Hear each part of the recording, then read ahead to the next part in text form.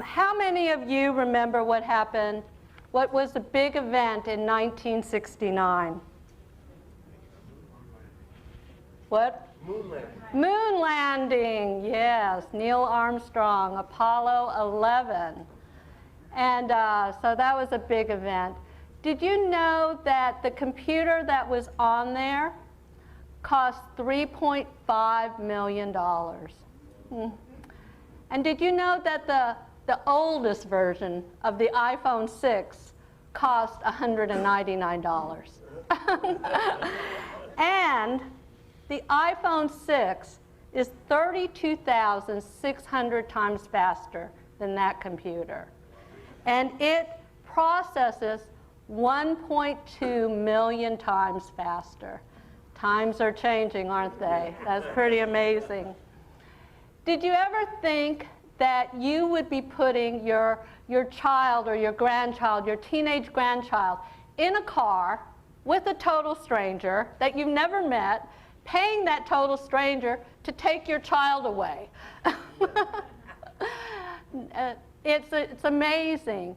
And if you have a child that's born or a grandchild that's born this year, did you know that they will never learn to drive? Nope. How come? Driverless cars, yep. I'm looking forward to driverless cars as I get older. It might be a little safer. And also that child's life expectancy is going to be somewhere over 100 years old, estimated. And some are predicting over 150 years old. So I know I'm planning to be 100 years old in healthy time frame. So yeah, times are changing, but some things remain the same. And one of those is karma, the law of karma. So I want to tell you a story now about something that happened a long, long time ago. It was in the early 1800s, okay? And there was a Scottish farm boy. And he was walking, and he came across an aristocratic Englishman. And this aristocrat had his horse and his cart stuck in the mud. And so the young boy, he helps him out of the mud, and he gets his clothes all dirty and torn. And so the aristocrat says, "Can I pay you for your clothes?" And the young boy says, "No, no, no." And he keeps saying that, and the young boy keeps refusing. And then finally, he asks the boy, "Well, what do you want to be when you grow up?" And this young boy says, "I would like to be a doctor." Now, this is a story of karma, so what do you think happens next? The Englishman, the aristocratic Englishman, helps pay for this young boy's education. And so he becomes a physician and a doctor. Now we go back 50 more years into the future. And there is another young boy. And he is seriously ill with pneumonia. What helps cure pneumonia? Penicillin. Penicillin helps cure pneumonia. And who discovered penicillin was a Scottish doctor, a Scottish doctor. The Scottish doctor that helped the aristocratic Englishman get the horse and cart out, okay? And the aristocratic, so the Scottish doctor, his name was Alexander Fleming. The aristocratic Englishman was named Randolph Churchill. So guess who that young boy was that was seriously ill with pneumonia? Winston Churchill. Isn't that an interesting story? Karma, what goes around, comes around. Yep, and it took a few years.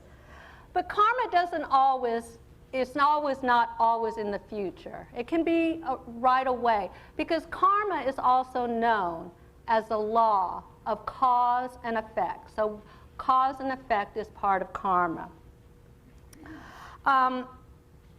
there is a, so I've been reading, I usually don't read books, I usually read nonfiction, but I was on vacation and I picked up a book, and it was a fiction book. And this book is similar to, some of you may have remembered this movie, It's a Wonderful Life. Who remembers It's a Wonderful Life? Yeah, with Jimmy Stewart. So this story is similar to that, in that there's a young woman and she decides she wants to commit suicide. She feels her life isn't worth anything. She feels like she doesn't help anyone. She feels like she's been a huge disappointment to other people, that she hasn't pursued any of her dreams. And she goes into this, just for a quick summary of it, she goes into a place where she sees the impact if she didn't continue her life. Okay, sort of again like that is a wonderful life. She sees the impact of if she did not continue her life, this is what happened to other people.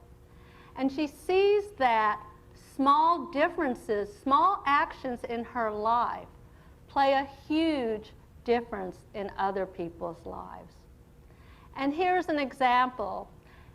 So she, before she tried to commit suicide, she gave piano lessons to this young boy. She gave him very discounted because the mother was a single mother and didn't have much money. So she gives these piano lessons. And by her not continuing to give piano lessons, this young boy ends up going to jail. But if she continues giving piano lessons, then he goes on to get his education. Even the small action of having an elderly neighbor, she has an elderly neighbor, and she just goes over and waters his plants sometimes and picks up medication for him. And just because of that, he always wanted to stay in his home, and so he gets to stay in his home instead of going to an assisted living. So what this story is saying is that our small actions can have huge impacts, and sometimes we don't know it, do we? I have a story, a personal story, about where I felt like I was very impactful and made a big difference. I did it unintentionally, though. And years ago, I played tennis. I have been playing tennis since high school, and so I was a relatively good player. And I decided in my subdivision I wanted to start a tennis team. So I gather up all these ladies who don't know how to play tennis, and I start this tennis team. And you know what? We were really, really bad.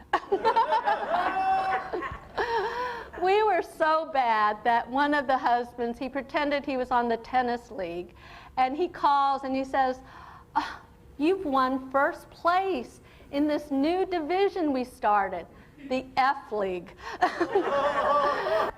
And it was funny, because I believed we'd won first place. But the point is, though, too, that, so go on. So we had a lot of fun on our tennis team, and we played together for years. But a few years later, one of the women on our tennis team, her daughter got knee cancer, and her daughter died. And she always attributed having learned to play tennis and playing tennis all those years as what got her through getting through the death of her daughter and the bereavement. And so that's why I just always felt that that was a very big difference I made, and it was very unintentional. And the moral of this story is any good you do will do good. Simple story. Because karma is more than karma. Karma is a law of cause and effect, and it's also seeing our 5 unity principles being at work, seeing our 5 unity principles, because there is one presence, one power in the universe, in your life, God the good. So if there's one presence, then what does that mean? We are all one. And any good I do for you, Who do I do good for? Me. And any good that you do for all others. It's the oneness of us within karma. Whatsoever a man soweth, that he shall also reap. What goes around comes around. And as you give, you will receive. Another thing I've been doing, I really like to watch is YouTubes. I watch a lot of YouTubes, and I've been watching this guy named Tom Bellew. And he usually interviews people that write books a lot of times. And so this interview was with a lady, her name was Liz Josephsberg. And she wrote a book called Target 100. And this book is about dieting, but it's more than just dieting. This book is about how your brain works and how we need to change the way we think, especially when we're trying to make changes in our life, okay? So when you're trying to make changes in your life, what's usually the procedure, okay? You set out a goal. You set out something that you want to do, okay? And what happens when you fall short of that goal? You sometimes beat yourself up, don't you? Oh, I can't believe I couldn't do that. I didn't have enough willpower. Oh, what's with me? Anybody could do that. Is that sometimes maybe your self-talk or just me? Yeah. And so what she's saying is let's change the way we're thinking, okay? Let's change the way, and let's start thinking, where did I do the positive? Where was the positives of this? So an example might be, let's say I'm talking about trying to change and start eating more healthy, okay? And I've just had some French fries, a whole bunch of French fries. And instead of beating myself up, going, oh, I can't believe I ate all those French fries, stop and go, you know, yesterday I picked out a salad instead. You know, I made that decision. And I didn't buy that candy bar over there, and I didn't eat that soda. Think of all the areas that were positive. And she puts it towards the term of an archery, in that we aim for the bullseye, don't we? But we need to give ourselves credit for hitting around that bullseye. We need to give ourselves credit for hitting the wall way over there. We need to give ourselves credit for just picking up the bow and arrow and trying. Yes. Another example might be, let's say you're trying to exercise more, okay? And yesterday you didn't have a time to exercise at all. Instead of beating yourself up on that, stop and think, I ran up and down, I walked up and down those stairs, or I got 10 more steps in, or I had the intention of going out. This will change, though. This will change the way everything happens. Because positive self-talk is aligning with who you are. Who you are. And who you are is what? A co-creator with God through the thoughts held in mind. So who do you want to hold in your mind? Who do you want to align yourself up with? I'm going to ask you to give a gift to this person that I'm going to talk about, okay?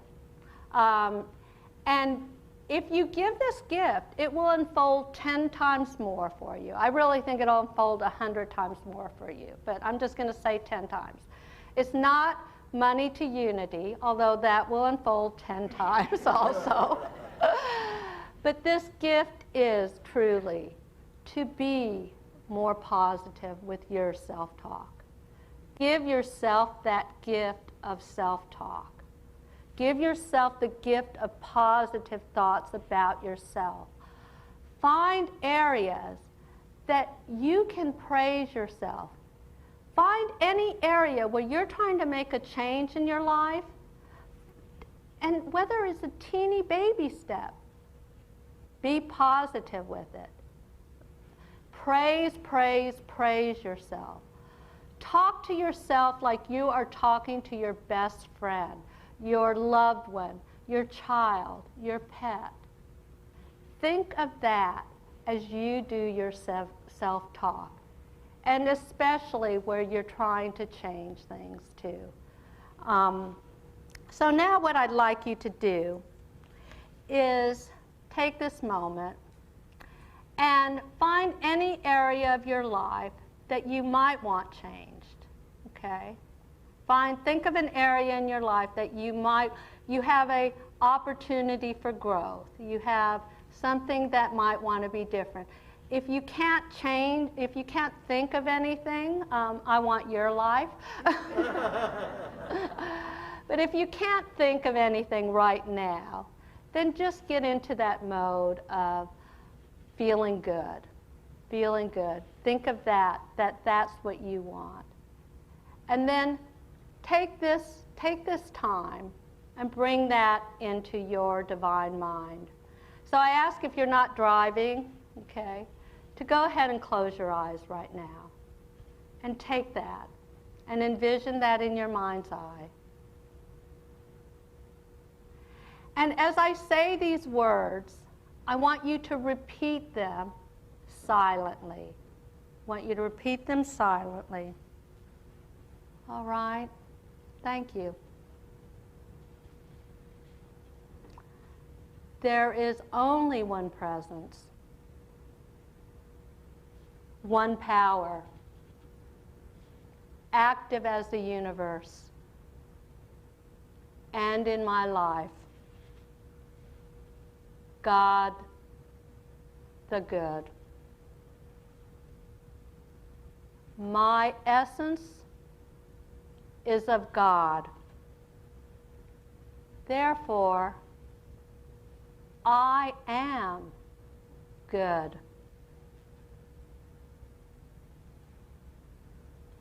I am a co-creator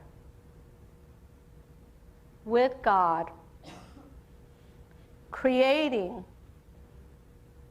this reality through thoughts held in my mind. Through this prayer, I align my heart and mind with God. And now, if everyone would open your eyes and affirm with me out loud. Through my thoughts, my words, and actions, I live the truth, you know. I know. And so it is. Amen.